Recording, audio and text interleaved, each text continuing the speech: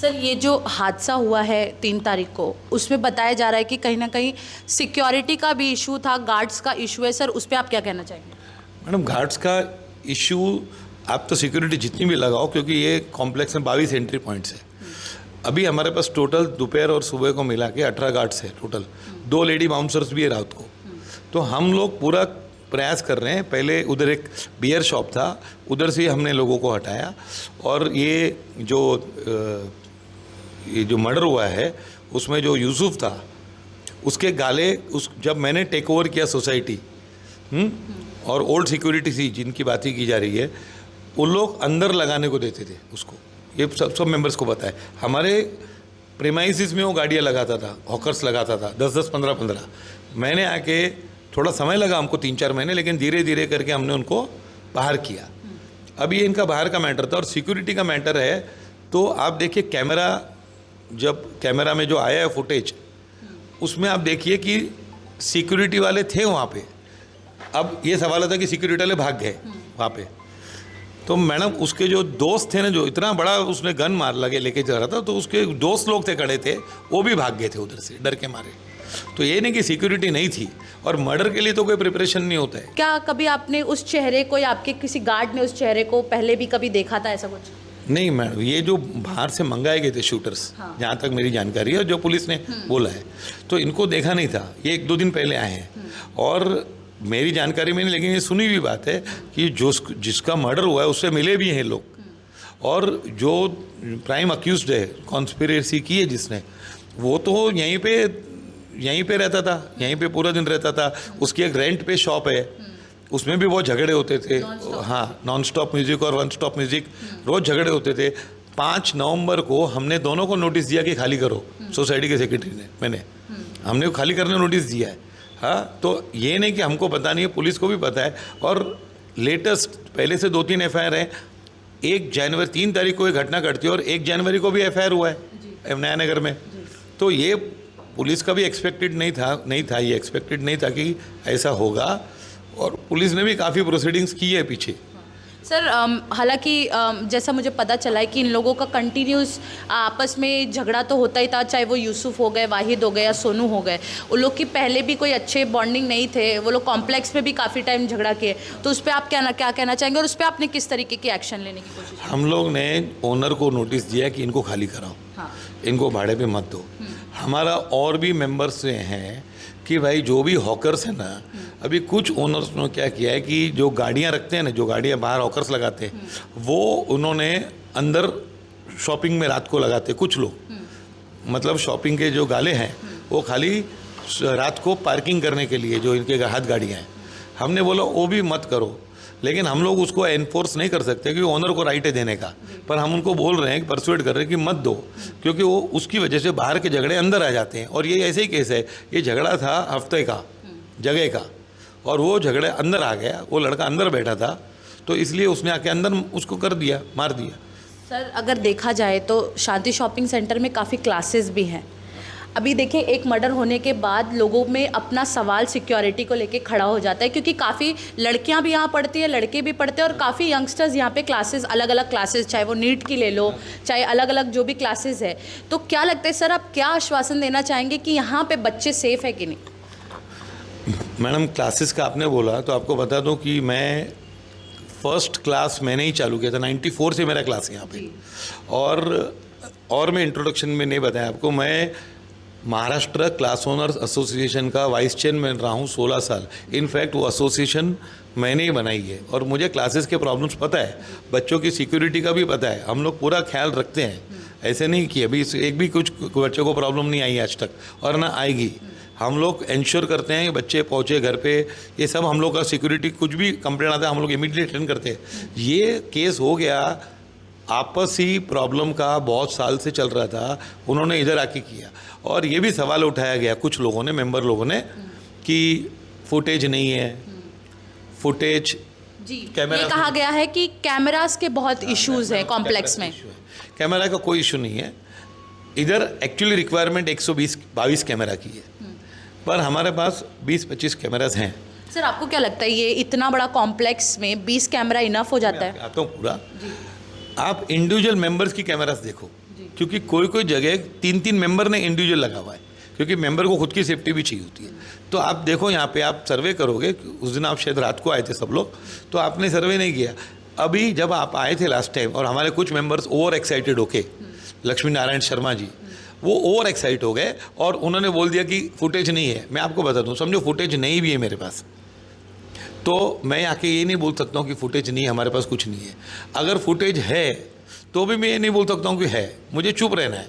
लेकिन वो प्रोवोक करता है कि आप कुछ बोलो, ये जांच का विषय, जांच अभी शुरू हुई है और अभी आज फुटेज आ गया पूरा, तो उस समय भी हमारे पास फुटेज थी।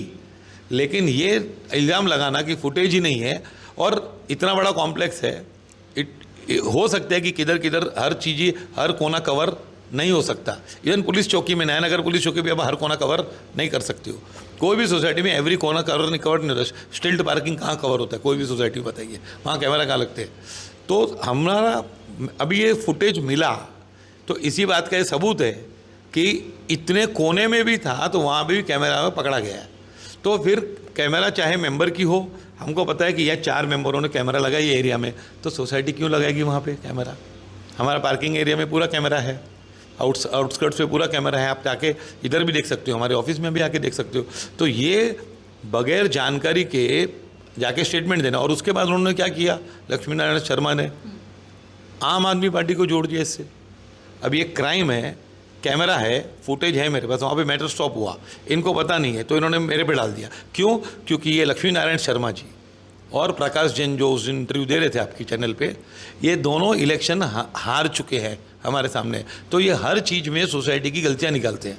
मैं बोलता हूँ कि आलोचना होनी चाहिए, लेकिन ऐसे नहीं कि आपको जानकारी नहीं और आपने बस, आपको कोई न्यूज़ रिपोर्टर आपको किसी ने बोल दिया तो उसको गलत जानकारी दो। सर, तो अभी ये क्राइम हालांकि हो गया है, तो इसके बाद आपके तरफ से क्या सिक्योरिटी चेंजेस देखा जाएगा, या क्या बदलाव आप करने वाले हैं, या क्या आपके विचार है इस बारे में? अभी मैंने कमेटी में मीटिंग में प्रस्ताव रखा है कि और कैमरास लगाए। प्रॉब्लम ये है कि कैमरा का पूरा हमारे पास कोटेशन भी आए हुए। प्रॉब्लम ये हुई है कि रिपेयर का काम चालू है। अभी रिपेयर के समय हमको कैमरा फिर निकालनी पड़ेगी। तो हमने सब सेंसिटिव पॉइंट, अभी भी कैमरा, आपको मैं बता सकता हूँ, आपको मैं सीधा लाइव शूटिंग बता सकता हूँ उसका, कि कैमरा कहाँ पर है। अभी रिपेयर का काम चालू, उसके बाद और कैमरास लगेगी, बहुत सारी कैमरा लगने वाली है। मेरा खुद का आंकलन है 122 कैमरा था रिक्वायर्ड, लेकिन जहाँ पे मेंबर्स की कैमरा है, हाँ जैसे मेरा क्लासेस है, तो मैं अपनी बच्चों की सेफ्टी के लिए मेरे क्लासेस में आओगे आप ए विंग में, तो वहाँ पे पूरी लेन कवर होती है कैमरा से, मेरे कैमरा से, तो फिर वो सफिशिएंट है। आप ये हम यहाँ रूम में बैठे हैं, बाहर भी कैमरा लगी हुई है हमारी ना, तो वहाँ भी लगी हुई है कैमरा, तो कवर हो जाती है बात। तो अगर आप टोटलिटी कैमरा, अब कैमरा सोसाइटी की है कि मेंबर की है, उससे कुछ फ़र्क नहीं पड़ता। तो ऑन द कॉन्ट्री सेफ है कि डीवीआर अलग अलग हैं तो ज़्यादा सेफ्टी होती है। अगर डीवीआर क्रैश हो गया, हार्ड डिस्क क्रैश हो गई, तो आपका सब फुटेज चला जाएगा। लेकिन ये तो अलग अलग है, तो अगर आप ऐसे देखोगे तो कम से कम 70 कैमराज अभी भी हैं। तो सर, नाइट की सिक्योरिटी की जो बात आती है कि आप बोलते, तो क्या आपको लगता है कि जो 8 गार्ड्स आपने रखे हैं, क्योंकि आपने बोला 22 पॉइंट्स है, तो 22 पॉइंट्स के लिए आपको क्या लगता है 8 गार्ड अभी ये मैटर होने के बाद सुरक्षित है, कि आप इसमें बदलाव लाने की कोशिश करेंगे? मैडम 22 पॉइंट्स है, हम लोग बहुत सारे पॉइंट सील करते हैं रात को, और ऊपर का जालीस भी हम लगा देते हैं, जो अपनी ये सीढ़ी पे चढ़ते हैं वो सब हम बंद कर देते हैं, एक आधी चालू रखते हैं हम लोग। हाँ, यहाँ पे प्रॉब्लम है, हम पुलिस को निरंतर फ़ोन करते हैं, कम से कम एक साल में 50 बार मैंने फ़ोन किया है 112 में, आप रिकॉर्ड देख सकते हो। वो पुलिस आती भी है, लेकिन यहाँ पे पुलिस को भी हमारा साथ देना पड़ेगा, क्योंकि हम लोग सिविलियंस हैं, हम लोग ये पूरे क्रिमिनल्स, हार्डकोर क्रिमिनल्स से हम डिफेंड नहीं कर सकते। अगर हम डिफेंड कर सकते तो पुलिस की ज़रूरत ही नहीं होती फिर। तो ये कुछ हार्डकोर क्रिमिनल्स हैं इधर जो रोम करते हैं, लेकिन पुलिस को उनको राउंड अप करके उनको हम। सर, एक सवाल सिक्योरिटी पे ये भी उठता है कि जो अनवांटेड गाड़ियाँ हैं, हालांकि यहाँ पे जितने शॉप्स हैं उनकी गाड़ियाँ तो आती ही हैं, लेकिन देखा जाए तो बाहर की भी गाड़ियाँ कोई भी आके पार्क कर देता है या चला आता है, तो उस पर क्वेश्चन नहीं होता है। सर, उस पर आप क्या कहना चाहेंगे? उस पर मैडम ये है कि हमारे पास पूरी लिस्ट है, जो गाड़ियों की रजिस्ट्रेशन है ना, कि कौन सी गाड़ी ऑथोराइज टू पार्क है यहाँ पर, उसकी पूरी लिस्ट रोज़ बनती है और रोज़ अपडेट होती है लिस्ट। वो सिक्योरिटी गार्ड को होती है और वो चेकिंग करता है। जो विजिटर आता है उसके लिए 1 घंटे का पार्किंग है, लेकिन ये पार्किंग ये हम चेकिंग पूरा दिन कर रहे थे, लेकिन फिर जो सनी शर्मा और प्रकाश जैन ये लोग आए सब शॉपकीपर्स को लेके और आके धरना करने लगे ऑफिस में कि आप पूरा दिन चेकिंग करते हो तो हमारे कस्टमर्स अंदर नहीं आ सकते। और ये आज मेरे को बोल दे कि हम लोग कोऑपरेट करेंगे कि पूरा दिन चेकिंग करो शॉपकीपर्स, हाँ आपका धंधा अफेक्ट होगा क्योंकि जिसको आना वो आएगा। तो वो बोलते हैं कि नहीं, चारों गेट खुले रखो, 11 बजे के बाद चेकिंग मत करो, 10 साढ़े 10 के जब दुकानें खुल जाती है तो चेकिंग मत करो। तो पहले तो सुबह से फुल होती थी गाड़ियाँ, और अभी दोपहर के बाद प्रॉब्लम हो जाती है क्योंकि दोपहर के बाद बहुत लोग आके पार्किंग कर देते हैं। और हमको ये लोग बोलते हैं, दुकानदार भी बोलते हैं कि चेकिंग अलाउ मत करो, it is affecting our business. और उसमें लीडर कौन है उनका? प्रकाश जैन और सनी शर्मा, वो आके धरना देते। तो मुझे कोई कन्फ्रंटेशन नहीं चाहिए कि दुकानदार बोल रहे हैं कि पार्किंग मत चेक करो। अगर मुझे कल से अथॉरिटी दे दें कि फुल डे चेकिंग करो तो 90% दोपहर के बाद गाड़ियाँ कम हो जाएगी। बेसिकली आपने ये चेकिंग का काम शुरू किया था तो रिस्ट्रिक्टेड लोग ही आ सकते थे, लेकिन जस्ट बिकॉज वो धरना हुआ इस वजह से अभी हर कोई भी आ सकता है। अभी 10 साढ़े 10 11 तक चेकिंग होती है।